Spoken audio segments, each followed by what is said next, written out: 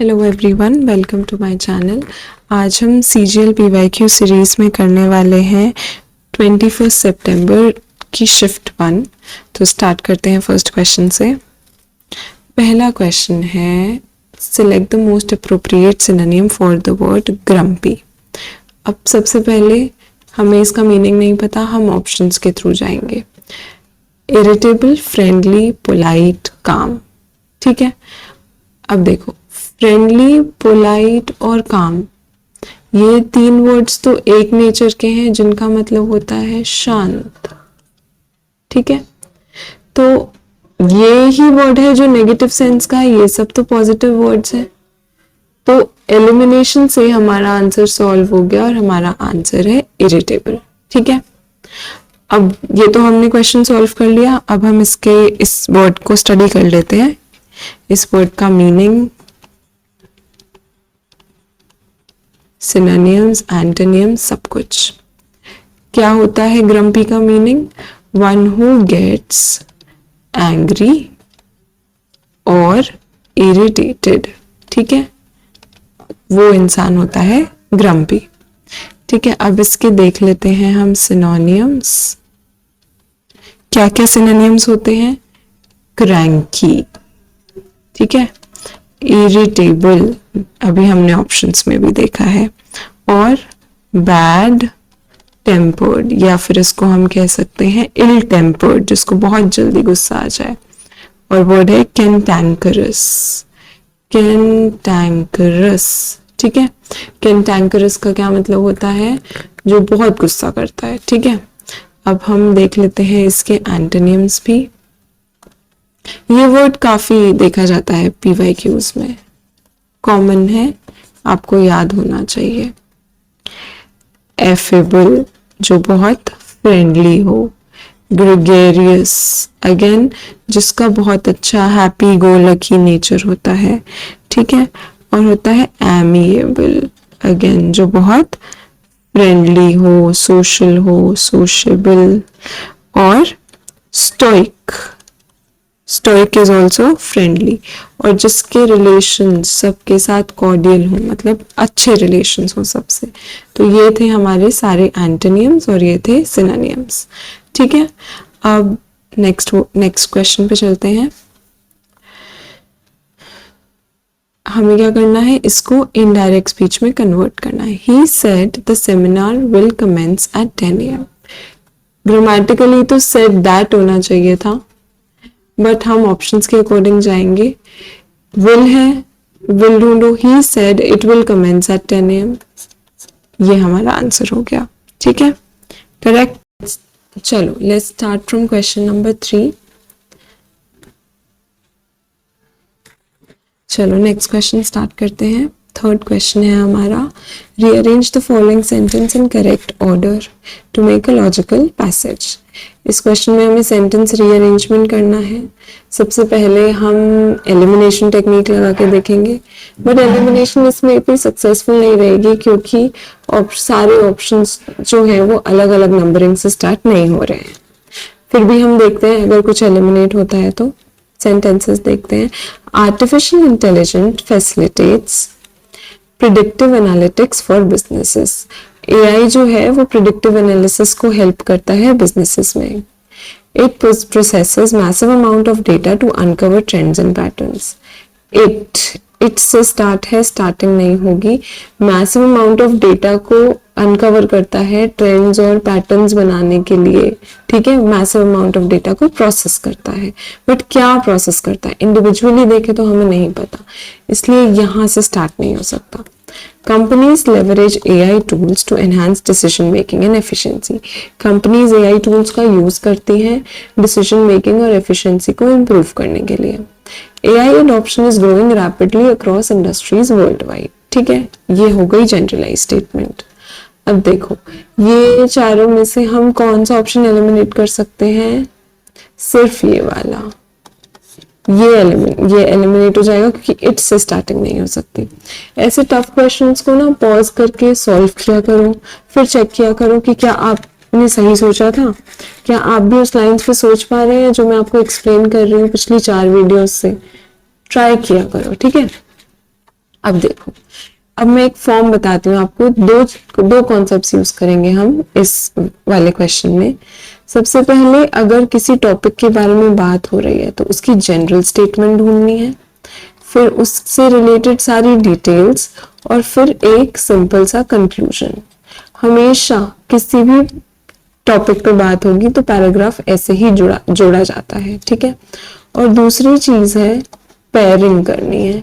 आपको दो related sentence को क्या करना है, पेयर करना है, ठीक है। अब देखो, यहाँ पे बात हो रही है artificial intelligence facilitates predictive analytics for business, ठीक है। अब इसमें से जनरल स्टेटमेंट ढूंढने की कोशिश करो। ये बिजनेसेस के लिए बता रहा है कि वो फैसिलिटेट करता है, मतलब ये एक तरह से उसका डिटेल दे रहा है या फिर क्या कर रहा है, उसका बेनिफिट बता रहा है, ठीक है। यहाँ पे डिटेल या बेनिफिट जैसा कुछ होता है, ठीक है। कंपनीज लेवरेज एआई टूल्स, ये उसका यूज बता रहा है, ठीक है। या फिर ये बता रहा है कि एआई टूल्स को कहाँ यूज करते हैं, उससे क्या बेनिफिट होता है। अब देखो, ये है हमारी जनरल स्टेटमेंट कि एआई की जो एडॉप्शन है वो रैपिडली ग्रो कर रही है इंडस्ट्रीज और वर्ल्ड वाइड में, ठीक है। तो ये हो सकता है हमारा फर्स्ट। इसके बाद देखो कि कनेक्शन कौन से सेंटेंसेस में है, क्या कनेक्शन ढूंढ सकते हो आप। एआई एडॉप्ट कर रही है इंडस्ट्रीज, क्या हेल्प कर रहा है, एआई का बेनिफिट क्या है कि वो मैसिव अमाउंट ऑफ डेटा और ट्रेंड को स्टडी कर पा रहा है, ठीक है। और फिर एआई बिजनेसेस में यूज होता है, और बिजनेसेस में वो क्या हेल्प करता है। कंपनीज लेवरेज एआई टूल्स, किस लिए, बिजनेसेस, कंपनीज, सेम चीज हो गई। 1 और 3 को कनेक्ट करो, पहले कौन सा आएगा और बाद में कौन सा आएगा, ठीक है। बिजनेसेस हायर करते हैं और वो डिसीजन मेकिंग और एफिशिएंसी को प्रमोट करता है। तो हमारा ऑर्डर हो गया 4 to 3, ठीक है। नेक्स्ट क्वेश्चन है, select the sentence that contains homonym of the highlighted word. The senator's tenure in office was marked by reform initiatives. The senator's tenure in office was marked by reform initiatives. Tenure का क्या मतलब होता है, tenure है हमारा highlighted word। tenure का meaning होता है time period, जो कि एक प्लेस पे और इन अ जॉब और in office, time period spent in an activity और अ जॉब। जनरली टेन्योर किसके होते हैं, रूलर्स के होते हैं, गवर्नमेंट्स के होते हैं, ठीक है, और ऑफिशियल्स के होते हैं जितने टाइम वो एक जगह पे सर्व करते हैं। अब देखो, अब सेंटेंसेस पढ़ो कि कौन से में सेम मीनिंग है और कौन सा अलग मीनिंग है। She celebrated her tenure at the law firm after 20 years. मतलब उसने वहां पे कितना टाइम स्पेंड किया, ये तो ठीक है, सेम है, ये हमारा आंसर नहीं है। The farm's tenure arrangement was revised by the landowner. ये कौन सा टेन्योर है, ये लैंड से रिलेटेड टेन्योर है, ऑफिशियल टेन्योर नहीं है, ठीक है। अब अगला भी देख लेते हैं, सारे ऑप्शंस देखेंगे। The professors tenure track position ensured job security. Tenure track मतलब again work related, time related, ठीक है, तो ये ठीक है, ये भी नहीं होगा। The artist depicted the tenure of suffering in his sculpture. Tenure मतलब ये भी टाइम या फिर पीरियड जिस टाइम पे सफरिंग्स होती थी। तो सिर्फ और सिर्फ ये है हमारा करेक्ट आंसर, जो कि होमोनिम है। होमोनिम मतलब same word and different meaning, ठीक है। नेक्स्ट क्वेश्चन पे चलते हैं। Choose the correct meaning of the idiom to draw the long bow, ठीक है। ड्रॉ द लॉन्ग बो का क्या मतलब होता है, लंबी लंबी फेंकना, लंबा लंबा आ रहा ना यहाँ पे, उससे कनेक्ट करना, लंबी लंबी फेंकना। लंबी लंबी फेंकने का मतलब टू फैब्रिकेट या एग्जैजरेट, बढ़ा चढ़ाकर किसी बात को बताना जिसमें क्रेडिबिलिटी ना हो, ठीक है। फैब्रिकेट करना, एग्जैजरेट करना, ठीक है, इससे रिलेटेड ना दो और इडियम्स होते हैं जिनका सेम मीनिंग होता है, एग्जैजरेशन से रिलेटेड। क्या क्या होते हैं? एक होता है टू टेल टॉल टेल्स, बड़ी बड़ी बातें करना, ठीक है। और एक होता है बहुत ज्यादा फेंकना, ये तो हम हिंदी में भी यूज करते हैं, उससे कनेक्ट करके याद रखो, लंबी लंबी फेंकना, स्पिन यान, ठीक है। ये दो इडियम्स हैं जिनका मीनिंग सेम होता है, टू ड्रॉ द लॉन्ग बो से रिलेटेड, ठीक है। नेक्स्ट है select the correct option, the enormity of the task the researchers preserve. मतलब यहाँ पे टास्क से रिलेटेड बात दी हुई है और रिसर्चर्स प्रिजर्व करें, मतलब एक तरीके से ये एक कंडीशन है। कंडीशन में हमेशा क्या लगा होता है, कोई भी कंडीशन देनी है तो वो होता है गिवन, कंडीशन से रिलेटेड आता है given. Given the enormosity of the task, मतलब given the enormity of the task, मतलब वो टास्क कितना एनॉर्मस है, वो टास्क जितना बड़ा है, उसके लिए रिसर्चर्स को परसिवियर किया जा रहा है, ठीक है। नेक्स्ट क्वेश्चन है replace the highlighted part of the sentence. देखो, he is proficient in speaking Spanish, तुम्हें क्या रिप्लेस करना है? ये पार्ट रिप्लेस करना है। कैसे होगा ये रिप्लेस? देखो, मैं दो चीजें बता रही हूँ, इसको हमेशा ध्यान रखना। हमने बहुत जगह प्रोफिशिएंट एट भी पढ़ा है, but what is the difference? Proficient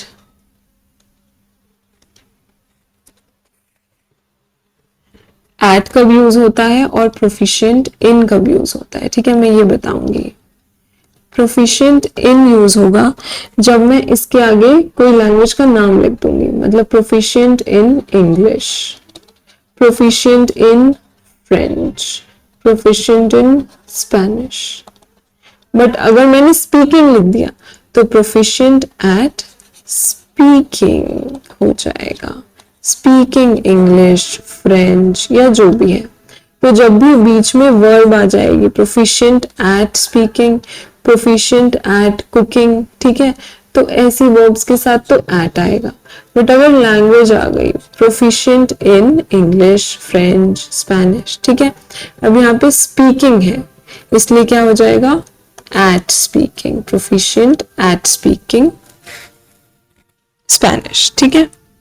next question है a formal agreement between two nations, between nations, more than two भी हो सकते हैं, ठीक है। इसकी करेक्ट स्पेलिंग होती है ये, वर्ड है हमारा ट्रीटी।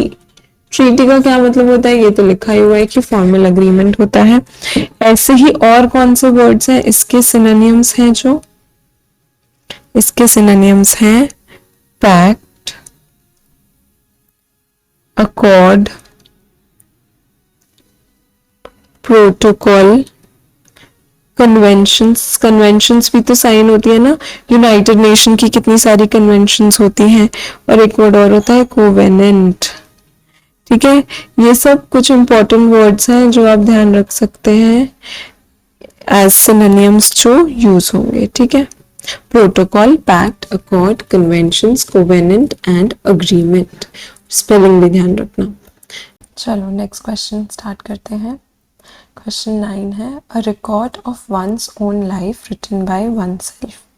देखो, जब भी वर्ड ओन आएगा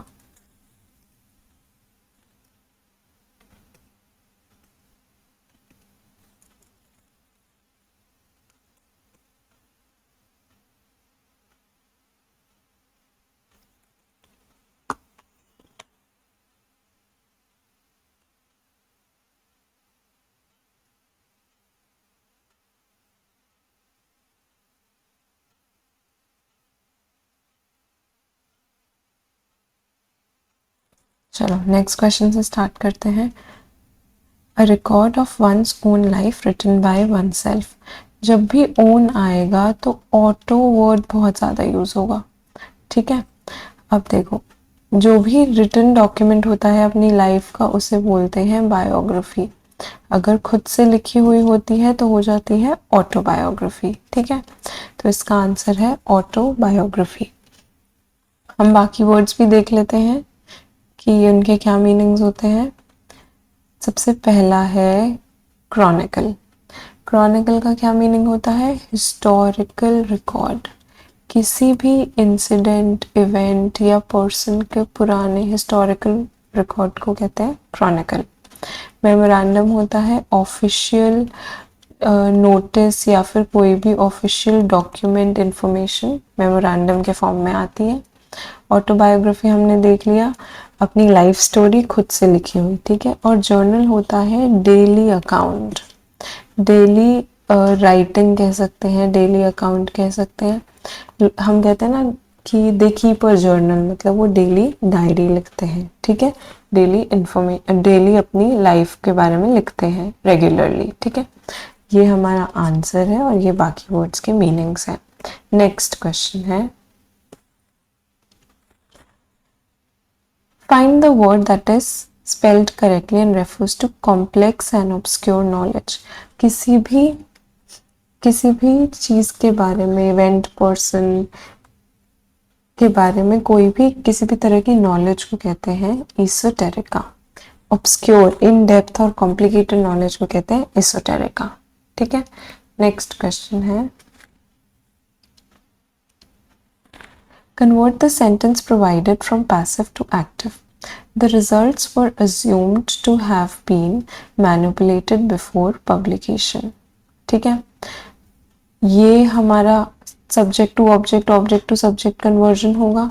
तो it is assumed that the results had been manipulated before publication, ठीक है, ये हो जाएगा। अब देखो इसमें रिसर्चर्स अज्यूम, रिसर्चर्स की कोई बात ही नहीं हुई, फिर से इसमें भी रिसर्चर्स अज्यूम ला रहा है, रिसर्चर्स वर्ड ही नहीं है सेंटेंस में कहीं। और manipulation of result was assumed to occur, ये भी गलत है, इसमें बिफोर पब्लिकेशन लिखा ही नहीं है। तो ये हमारा करेक्ट आंसर है, it is assumed that someone had manipulated the results before publication, यही मोस्ट सूटेबल आंसर है, ठीक है। नेक्स्ट क्वेश्चन है,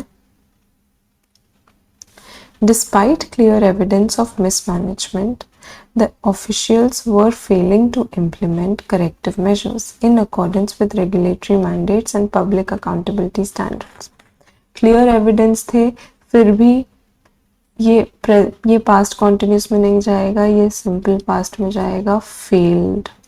ये सेंटेंस ये बता रहा है कि क्लियर एविडेंस के बावजूद भी वो ये चीज नहीं कर पाए, या तो वो फेल हो गए या वो फेल हो गए थे, फेल हो रहे हैं, ये गलत होता है, ठीक है।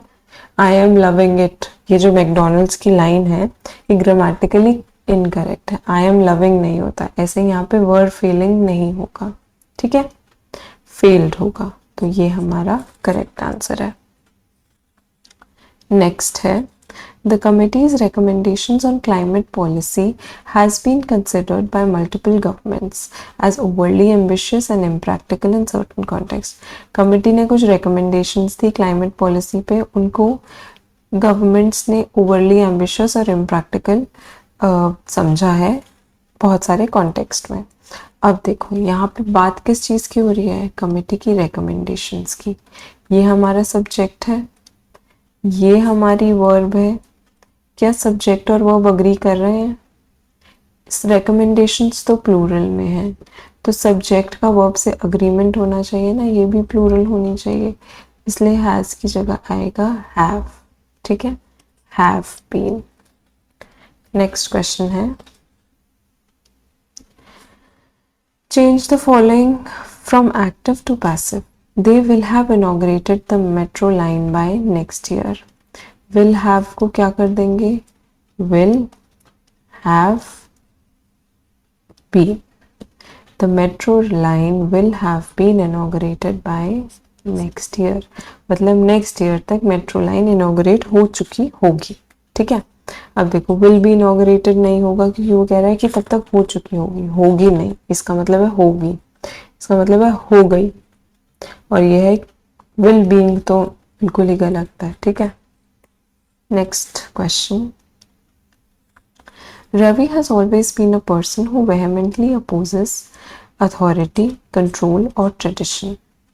मतलब वो किस में बिलीव करता है कि उसके ऊपर कोई रूल नहीं कर सकता, और ऐसा पर्सन क्या होता है, एनार्किस्ट होता है। इसको किससे रिलेट करोगे आप, एनार्की होती है ना फॉर्म ऑफ गवर्नमेंट जिसमें गवर्नमेंट का रूल ही नहीं होता है, there is no rule, no government, ठीक है। तो एनार्की से बना है एनार्किस्ट, जो किसी रूल को नहीं मानते, ठीक है। बाकी वर्ड्स भी देख लेते हैं। कॉन्फॉर्मिस्ट होते हैं जो किस में बिलीव करते हैं, सोसाइटी के रूल्स में बिलीव करते हैं, ठीक है। ऑप्टिमिस्ट क्या होते हैं, जो होपफुल होते हैं और पॉजिटिव होते हैं। और ट्रेडिशनलिस्ट क्या होते हैं, जो ट्रेडिशंस में और पुराने बिलीफ्स में विश्वास रखते हैं, ठीक है। अब देखते हैं नेक्स्ट क्वेश्चन, ईट क्रो, ये क्या है, एक ईडियम है जिसका मतलब होता है ह्यूमिलिएट होना, अपनी मिस्टेक एडमिट करके, admit mistake and feel humiliated, ठीक है। अब इसमें देखो ये कौन सा ऑप्शन है, enjoy luxurious food, lavish charity, suffer physical punishment नहीं, admit once error and endure humiliation. इसी से रिलेटेड एक और इडियम होता है, ईट अ हम्बल पाई, जब आपको अपनी मिस्टेक से ह्यूमिलिएट होना पड़ता है या आपकी इंसल्ट होती है, एम्बैरेसमेंट होती है, ठीक है। ये वाला ईट अ क्रो और ईट अ हम्बल पाई बहुत ज्यादा सिमिलर है। नेक्स्ट क्वेश्चन है, इनडायरेक्ट स्पीच में सेंटेंस है, हमें इसको कन्वर्ट करना है डायरेक्ट स्पीच में। The supervisor observed that the team had successfully completed the project despite multiple unforeseen challenges. The supervisor said the team successfully completes, नहीं ये तो past में है, ये present में है, ये गलत हो गया। The supervisor said the team had successfully completed, had successfully completed, correct, ठीक है। completes है, ये भी गलत हो गया, इसमें has है, ये भी गलत हो गया, ये हमारा करेक्ट आंसर है। नेक्स्ट क्वेश्चन देखते हैं। नेक्स्ट क्वेश्चन है हमारा कॉम्प्रिहेंशन से रिलेटेड। अब कॉम्प्रिहेंशन हम कैसे करते हैं, हम सबसे पहले जो कॉम्प्रिहेंशन से रिलेटेड क्वेश्चंस हैं उनके नोट करेंगे कीवर्ड्स को। Identify the sentence which is in passive voice, ये पैसिव से है बट इसमें कुछ नोट करने की जरूरत नहीं है, ये तो ग्रामर रूल पे बेस्ड है। Relative clause again passive grammar से रिलेटेड है। नेक्स्ट है which word from the passage is derived by adding a Greek origin suffix meaning formation or origin, इसमें simply लिख लो आप formation as a keyword, ठीक है।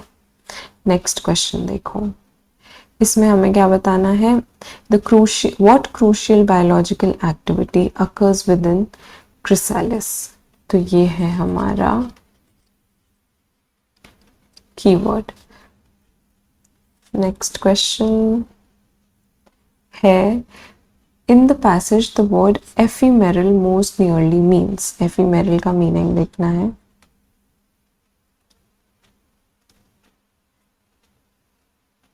That's it. अब हम पैसेज पे जाते हैं।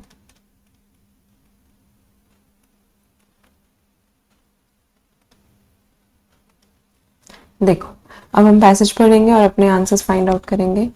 The metamorphosis of a moth exemplifies one of nature's most intricate and fascinating biological transition। मतलब इस पैराग्राफ में मॉथ के मेटामॉर्फोसिस की बात हो रही है, जो कि एक बहुत ही फैसिनेटिंग ट्रांजिशन है, मूवमेंट है बायोलॉजी की, अपने आप में बहुत अलग है वो। The life cycle commences with the deposition of delicate eggs, typically concealed along the veins of the leaves, ensuring immediate sustenance once they hatch। मतलब eggs को leaves पे छोड़ दिया जाता है कि जैसे ही वो hatch हो वो खाना खाना शुरू कर दे और उनको sustenance, वही मतलब एनर्जी मिलने लगे। Upon emergence, the larva or caterpillar enters a stage of persistent consumption, voraciously feeding on plant matter to accelerate its growth। मतलब वो बहुत ज़्यादा खाते हैं, वोराशियसली कॉन्टिन्यूसली कंजम्पशन करते हैं अपनी ग्रोथ को एक्सेलरेट करने के लिए. Throughout this period, it experiences successive molds, discarding its inflexible exoskeleton to accommodate its enlarging structure. वो इंटेंस फीड करते हैं ताकि जब वो ग्रो करें, जब उनकी बॉडी ग्रो हो तो उनको बहुत ज़्यादा एनर्जी मिले जो आगे उनका मेटामॉर्फोसिस होने वाला है उसके लिए. The progression in the प्यूपिल stage enclosed with in a chrysalis represents, मतलब वो जो क्रिस्टल सा स्ट्रक्चर होता है उनके आसपास सॉलिड स्ट्रक्चर, वो represents an extra ordinary biological transformation. Within this enclosure, the caterpillar tissues are methodically dismantled and reorganized into entirely new anatomical structure. Wings, antenna, and compound eyes develop through a refined mechanism termed as histogenesis. मतलब एक पूरी नई formation, एक नई origin हो जाती है उनकी, क्योंकि अब उनके विंग्स आ जाते हैं, एंटीना बन जाते हैं, वो कैटरपिलर और लावा स्टेज से निकल के मॉथ बन जाते हैं. ठीक है, आईज भी डेवलप हो जाती हैं, पूरा एक स्ट्रक्चर चेंज हो जाता है. After this concealed reconstruction concludes, the adult moth emerges its fragile wings, requiring expansion with homolymph and sufficient drying before flight can occur. इसका क्या मतलब है कि वो इतने ज़्यादा डेवलप हो जाते हैं, उनके विंग्स निकल आते हैं, बट उनकी सफिशिएंट ड्राइंग होगी ताकि वो उड़ पाए. वंस एयरबोर्न, एक बार अगर उन्होंने उड़ना शुरू कर दिया तो मौत की एग्जिस्टेंस का प्राइमरी रीज़न क्या हो जाता है? रिप्रोडक्शन, ताकि वो अपनी स्पीशीज़ को कंटिन्यू कर सके before it's ephemeral life span ends. मतलब उनकी जो छोटी सी लाइफ है, नॉन परमानेंट टेम्परेरी लाइफ है, वो एंड हो. सबकी ही लाइफ स्पैन टेम्परेरी होता है, मॉर्टल तो इमॉर्टल तो कोई भी नहीं है. तो ये जो मॉर्टल है, ये उनकी लाइफ स्पैन एंड होने से पहले रिप्रोडक्शन एक बहुत इंपॉर्टेंट प्रोसेस बन जाता है जब से वो उड़ना शुरू करते हैं. Although frequently idealized, the moth's life cycle illustrates a demanding narrative of adaptation, endurance, and evolutionary precision, providing profound insight into ecological equilibrium. मतलब मौत की जो लाइफ साइकिल है वो उसमें इतना ज़्यादा एडाप्शन, एंड्योरेंस और एवोल्यूशन जैसी चीज़ें दिखाई हैं कि वो इकोलॉजिकल इक्विलिब्रियम को कैसे हेल्प करती हैं. एक बहुत ही बड़ा एग्जाम्पल है जिसमें एंड्योरेंस मतलब हार्ड वर्क और बहुत ज़्यादा पेन और ये सब झेलने की पावर और इतना ज़्यादा ट्रांसफॉर्मेशन की पावर दिखाई गई है, एवोल्यूशन की पावर. ठीक है, अब क्वेश्चंस देखते हैं. पहला क्वेश्चन तो है कन्वर्ट, बताना है कि हमें कौन सा पैसिव वॉइस में है sentence. The larva consumes plant matter voraciously, ये तो नहीं है क्योंकि इसमें डायरेक्ट है, डायरेक्टली बोला जा रहा है, इनडायरेक्ट नहीं है. ये पैसिव में नहीं है क्योंकि बाय का यूज भी कहीं नहीं हो रहा है. ठीक है. The adult moths emerges from the chrysalis, ये भी नहीं है. The caterpillar tissues are methodically dismantled, are methodically dismantled, इसमें सब्जेक्ट की जगह ऑब्जेक्ट आ रहा है, ऑब्जेक्ट की जगह सब्जेक्ट आ रहा है. ठीक है, ये है हमारा सेंटेंस जो पैसिव वॉइस में है. मॉथ एक्सपैंड इट्स विंग्स, ये भी डायरेक्ट है, ये एक्टिव में है, तो ये हमारा पैसिव वॉइस का सेंटेंस है. ठीक है, नेक्स्ट क्वेश्चन है हमारा with sentence contain a relative clause. अब रिलेटिव क्लॉज की पहले हम बात कर लेते हैं, रिलेटिव क्लॉज होता क्या है. ठीक है, देखो, जब भी आपको सेंटेंस में कुछ वर्ड्स दिखे वो आपको पहचानने में हेल्प करते हैं रिलेटिव क्लॉजेस. वो वर्ड्स क्या हैं? वो है कुछ connector words, which, where, when, that. ठीक है, और हु और whom, ऐसे वर्ड्स और इनसे पहले आने वाला नाउन होगा जनरली. ये फॉर्मेशन जो है वो जो दो टॉपिक्स को, दो सब्जेक्ट्स को कनेक्ट करती है, वो होते हैं रिलेटिव क्लॉज। ठीक है, अब ये वर्ड्स हैं। अब सेंटेंस एग्जाम्पल कैसे हो सकते हैं? This is the place where I lost my bag. So place where I lost, ये क्या कर रहा है? कनेक्ट कर रहा है, रिलेट कर रहा है दोनों बातों को, इस प्लेस को जहां मैंने अपना बैग खोया था। तो ये रिलेटिव क्लॉज है। ठीक है, ऐसे ही एक और एग्जांपल ले लेते हैं। This is the car that I bought. That इससे पहले नाउन है और ये कनेक्ट कर रहा है, रिलेटिव हो गया ये। ठीक है, अब देखो ये हैं हमारे रिलेटिव क्लॉजेस। अब हम क्वेश्चन पे जाते हैं। Eggs are hidden beneath leaf surfaces, हमें कोई कीवर्ड ही नहीं दिख रहा। कंज्यूम्स फोलिएज रैपिडली, कोई कीवर्ड नहीं है। The moth which emerges, noun है, मॉथ और इमर्जेंस को कनेक्ट कर रहा है। ये है हमारा आंसर, क्योंकि यहाँ पे हमें मिल रहा है हमारा relative clause. Wings require drawing before use, इसमें भी कोई क्लॉज नहीं है। ठीक है, तो क्या ध्यान रखना है?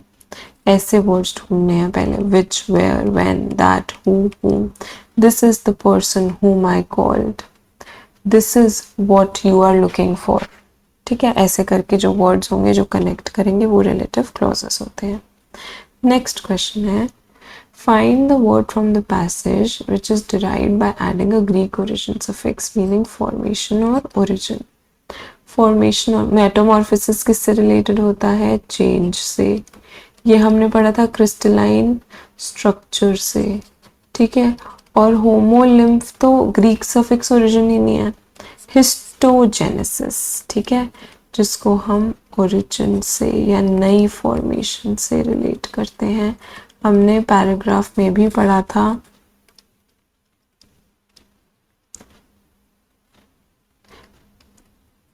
ये देखो, एंटायरली न्यू एनाटॉमिकल स्ट्रक्चर्स, और इस टर्म को क्या कहते हैं? हिस्टोजेनेसिस। ठीक है, और यहाँ पे यही बोला है ना, फॉर्मेशन ओरिजिन, ओरिजिन का मतलब न्यू से ही है ना, इसलिए हिस्टोजेनेसिस आंसर है। नेक्स्ट क्वेश्चन है, according to the passage what crucial biological activity occurs within the chrysalis। chrysalis वो स्ट्रक्चर होता है, वो क्या काम करता है? एक्सोस्केलेटन को स्ट्रेंथन करने का काम करता है? नहीं। Reorganisation of tissue through histogenesis, yes, ये काम करता है। कंजम्पशन ऑफ लीव्स नहीं बढ़ाता, इमीडिएट प्रिपरेशन फॉर रिप्रोडक्शन। हमने पढ़ा था रिप्रोडक्शन कब होती है? जब वो एयरबॉर्न हो जाते हैं। इसलिए क्रिसालिस के अंदर क्या होता है? हिस्टोजेनेसिस की प्रिपरेशन होती है। ठीक है, और हिस्टोलॉजी क्या होता है? कोई मुझे बता सकता है हिस्टोलॉजी क्या होता है? हिस्टोजेनेसिस आया है इसलिए मैं बता रही हूँ हिस्टोलॉजी। हिस्टोजेनेसिस तो हो गया न्यू फॉर्मेशन, टिश्यूज की नई formation. Histology study of tissues को कहते हैं हिस्टोलॉजी। ठीक है, नेक्स्ट क्वेश्चन है, in the passage the word ephemeral most nearly means. Ephemeral मैंने आपको वहीं पे बताया था टेम्परेरी। अब टेम्परेरी से रिलेटेड क्या है? एवरलास्टिंग, ये तो परमानेंट हो गया। फ्रेजाइल मतलब जो बहुत वीक है।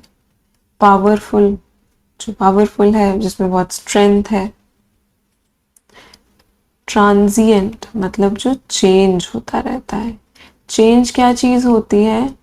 जो टेम्परेरी होती है, इसलिए ये हमारा आंसर है ट्रांजिएंट। ठीक है, नेक्स्ट क्वेश्चन है, select the most appropriate antonym of the word transitory. Transitory का एंटोनियम बताना है हमें यहाँ पे। ठीक है, ट्रांजिटरी का मतलब क्या होता है? मीनिंग किससे रिलेट करना है? ट्रांजिशन। ट्रांजिशन का क्या मतलब होता है? चेंजिंग, जो चेंज होता रहे वो होता है ट्रांजिशन। ठीक है, अब ट्रांजिशन का मतलब हो गया चेंजिंग। चेंज क्या होते हैं? टेम्परेरी होते हैं, मोमेंटरी होते हैं। जो भी चीज़ थोड़ी देर के लिए हो वो मोमेंटरी होती है। ठीक है, तो ये दोनों तो क्या हो गए? इसके सिनोनिम्स हो गए। और टेम्परेरी का ऑपोजिट क्या होगा? परमानेंट। तो ये हमारा आंसर है, ट्रांजिटरी का ऑपोजिट परमानेंट। ठीक है, नेक्स्ट है, despite repeated warnings she remained dash in her conviction. क्या रही वो? रिमेन। उसको इतनी वार्निंग मिली फिर भी वो चेंज नहीं हुई। शी रिमेन्ड देयर, वो बदली नहीं। और उसको क्या बोलते हैं हम? ऑब्स्टिनेट। ये होती है करेक्ट स्पेलिंग ऑब्स्टिनेट की। और इसका मीनिंग क्या होता है? One who refuses to change behaviour, अपना बिहेवियर चेंज नहीं करते हैं या फिर अपने ओपिनियन चेंज नहीं करते हैं। ठीक है, ऑब्स्टिनेट तो बहुत सारे लोग होते हैं जो कंट्री में कुछ भी हो रहा हो उसको देख के अपना ओपिनियन चेंज नहीं करते हैं, हमेशा यही सोचते हैं गवर्नमेंट जो कर रही है वो बेस्ट कर रही है। वो सब लोग ऑब्स्टिनेट हैं जो अपना बिहेवियर और ओपिनियन चेंज नहीं करते हैं, एक जगह पर फिक्स रहते हैं। ओके, नेक्स्ट क्वेश्चन और लास्ट क्वेश्चन है हमारा। अच्छा, इससे पहले एक बार ऑब्स्टिनेट के ना सिनोनिम्स और एंटोनिम्स देख लेते हैं जल्दी से। अब वर्ड आया है तो उसको स्टडी करना चाहिए हमें। Obstinate synonyms. ऑब्स्टिनेट कौन होते हैं? जो बहुत स्ट्रॉन्ग हेडेड होते हैं। और स्ट्रॉन्ग हेडेड के लिए एक और फनी सा वर्ड होता है, बिग हेडेड। ठीक है, ये आपको इतना दिखेगा नहीं। और वर्ड है स्टबर्न। और क्या हो सकता है? जो बिल्कुल नहीं सुनते, अनयील्डिंग। ठीक है, और एक और अच्छा वर्ड होता है म्यूलिश। ऑब्स्टिनेट है, जिद्दी है, बिल्कुल नहीं सुनेंगे, म्यूलिश। म्यूल से रिलेट कर सकते हैं, जैसे गधे हैं ना, उनको कितना भी समझा लो उनको समझ नहीं आती। म्यूल से रिलेटेड म्यूलिश। और ऑब्स्टिनेट के ऑपोजिट होते हैं जो रिजिड नहीं होते, फ्लेक्सिबल होते हैं, सुन लेते हैं, चेंज होते हैं, ओपिनियंस बदलते हैं। और क्या होता है? कंप्लायंट। और एक और वर्ड है ट्रैक्टिव, मतलब जो फ्लेक्सिबल लोग होते हैं, जो जल्दी से अपना ओपिनियन चेंज कर लेते हैं according to the situation. Next और लास्ट क्वेश्चन है हमारा सेंटेंस रीअरेंजमेंट का। देखो, अब इसमें वन ये ऑप्शंस है हमारे पास। अब इसमें हम एलिमिनेशन लगा के देखते हैं एक बार कि हम क्या क्या एलिमिनेट कर पा रहे हैं। 1, 2 और 3 में से हमें एलिमिनेट करनी है starting. The human circulatory system, an intricate network comprising the heart, blood vessels and circulating blood is PQRS के क्वेश्चन ना बहुत मुश्किल होते हैं, तो उनको ना हमेशा क्या किया करो? पहले पॉज किया करो, सॉल्व किया करो और फिर वीडियो को देखा करो प्ले करके कि क्या आपने जो सोचा था वो सही था और क्या आपने उन लाइंस पे सोचा था जैसे मैं आपको बताने की कोशिश कर रही हूँ। ठीक है, The human circulatory system, an intricate network comprising the heart, blood vessels and circulating blood, is fundamental to sustaining life. ये एक जनरल स्टेटमेंट है, इससे स्टार्टिंग हो सकती है। At the center of this system, this आ गया ना यहाँ पे, और इसको पता नहीं है कौन से सिस्टम की बात हो रही है, इंडिविजुअली देखेंगे तो 2 को तो हटा दो फिर। ठीक है, 2 को हटा दो। हार्ट फंक्शन करता है और वो एफिशिएंट पंपिंग करता है ब्लड की आर्टरीज में, वेन्स में, कैपिलरीज में, और वो एवरी टिश्यू और ऑर्गन तक पहुंचता है। ठीक है, दिस कॉन्टिन्यूस मूवमेंट 3 भी नहीं होगा, 3 को भी हटा दो। अब हमारे पास 2 ऑप्शंस हैं। This continuous and coordinated movement ensures oxygen and essential nutrients are derived to cell, while carbon dioxide and metabolic waste products are efficiently removed. The interplay between cardiac output, vascular resistance and blood volume exemplifies the remarkable precision and regulatory mechanism inherent in human physiology. ठीक है, आप देखो इस question को। सबसे पहली statement general है, human circulatory system के बारे में बात कर रही है। तो हमें पता लग रहा है सारे सेंटेंसेस पढ़ने के बाद कि वो ह्यूमन सर्कुलेटरी सिस्टम के बारे में। फर्स्ट तो वैसे ही हमें पता है ऑप्शन से कि फर्स्ट तो है। अब इसके बाद 1 के बाद 2 और 1 के बाद 4, देखो कौन सा, the interplay between cardiac output vascular resistance. हम तो अभी कार्डियक तक पहुंचे ही नहीं ना, अभी तो हम सिर्फ सर्कुलेशन की बात कर रहे हैं। इस सर्कुलेशन के बाद हम बात करेंगे कि ये जो सिस्टम है, सिस्टम की बात हुई, फिर आया दिस सिस्टम। तो 1 और 2 आपस में कनेक्टेड है। इस सिस्टम में ब्लड जो है वो मूव करता है इन सब चैनल्स में, और इस कॉन्टिन्यूस मूवमेंट को, मतलब 2 के बाद 3 ऑटोमेटिकली इसके बाद 4 हो गया, इस कॉन्टिन्यूस सिस्टम में ऑक्सीजन और एसेंशियल न्यूट्रिएंट्स प्रोवाइड किए जाते हैं, और ये है इंटरप्ले जो ये सिस्टम बनाता है। तो ये है हमारा करेक्ट। इसमें हमने क्या लगाया है, लॉजिकल सिस्टमैटिक ऑर्डर लगाया है। ठीक है, that's it. Thank you so much. अगर मेरी वीडियो अच्छी और यूजफुल लग रही हो आपको, so please do like, share and comment and subscribe my channel. Thank you so much.